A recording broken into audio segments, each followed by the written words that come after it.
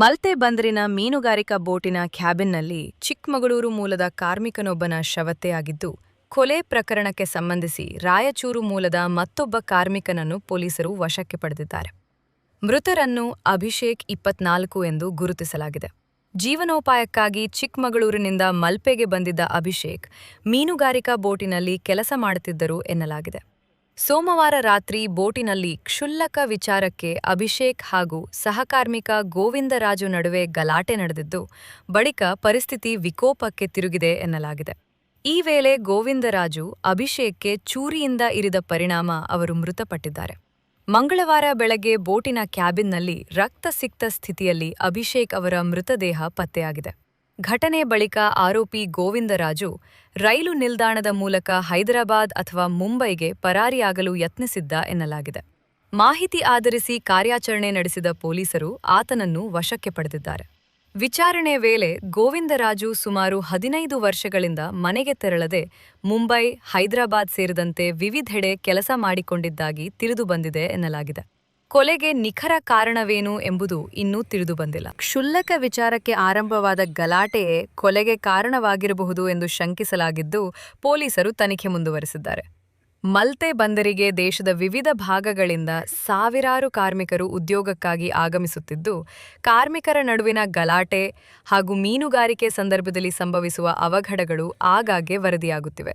ಇದೀಗ ಬೋಟಿನೊಳಗೆ ಕಾರ್ಮಿಕನ ಕೊಲೆಯಾಗಿರುವುದು ಆತಂಕ ಮೂಡಿಸಿದೆ.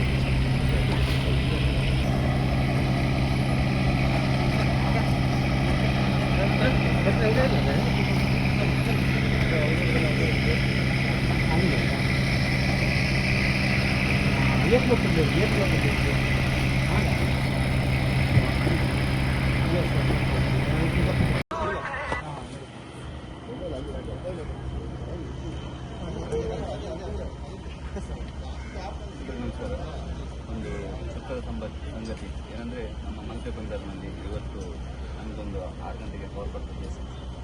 ಒಂದು ಬೋಟಲ್ಲಿ ಒಂದು ಬಿದ್ದು ಒಳಗಡೆ ಗಾಯ ಆಗಿದೆ.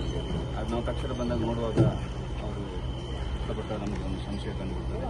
ಆವಾಗ ನಾವು ಪೊಲೀಸರಿಗೆ ಅವರಿಗೆ ಹೇಳ್ತೇವೆ. ಆವಾಗ ಅದು ಬೋಟಿನ ಒಂದು ಮಾತ್ರ ಇರ್ಬೋದು. ಮತ್ತು ಬೋಟಿನ ಹೆಚ್ಚಿನ ಮಾಹಿತಿಗಾಗಿ ಅಂದರೆ ಅವರಲ್ಲಿ ಮೃತಪಟ್ಟಿರ್ತಾರೆ. ನಾವು ದೇಹ ನೋಡಲಿಕ್ಕೆ ನಾವು ಗೊತ್ತಾಗಲ್ಲ. ಎಕ್ಸೆಲ್ನವರು ಬಂದಿದ್ದಾರೆ, ಪೊಲೀಸ್ ಇಲಾಖೆಯವರೆಲ್ಲ ಬಂದಿದ್ದಾರೆ.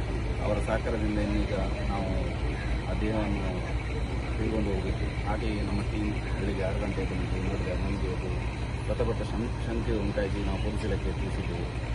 ಅದರಿಂದ ಈಗ ಆ ಅಪರಾಧಿಯನ್ನು ಖಂಡಿತವಾಗಿ ನಮ್ಮ ಪೊಲೀಸ್ನವರು ಇದು ಒಂದು ಕೆಲಸವನ್ನು ಖಂಡಿತವಾಗಿ ಮಾಡ್ತಾರೆ ಅಂತ ನಮಗೆ ಭರವಸೆ ಇದೆ.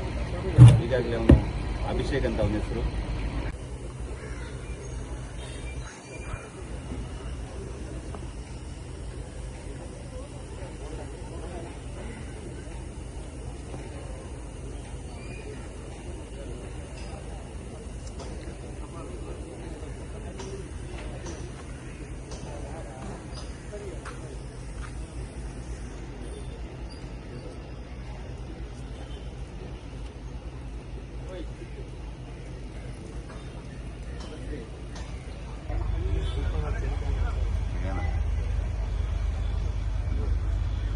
ಬಿಡಲ್ಲ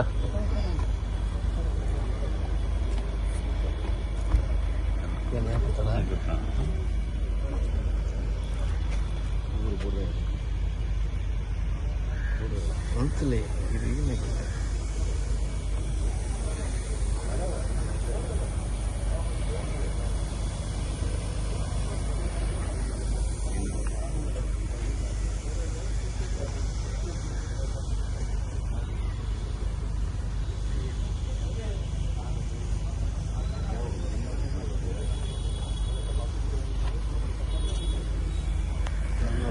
ನಾನು ಬಂದ ಬೈಕ್ ಪುಸ್ತಕ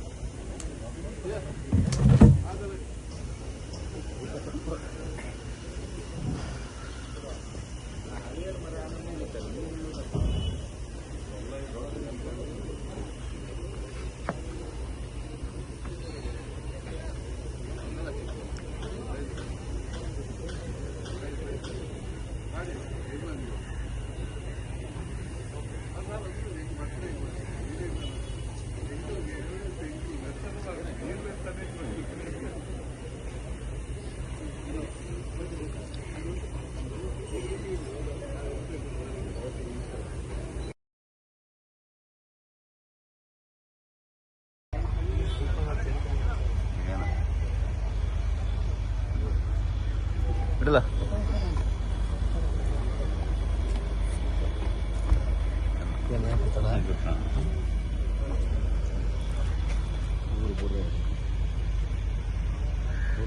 ಒಂದ್ಸಲಿ ಇದು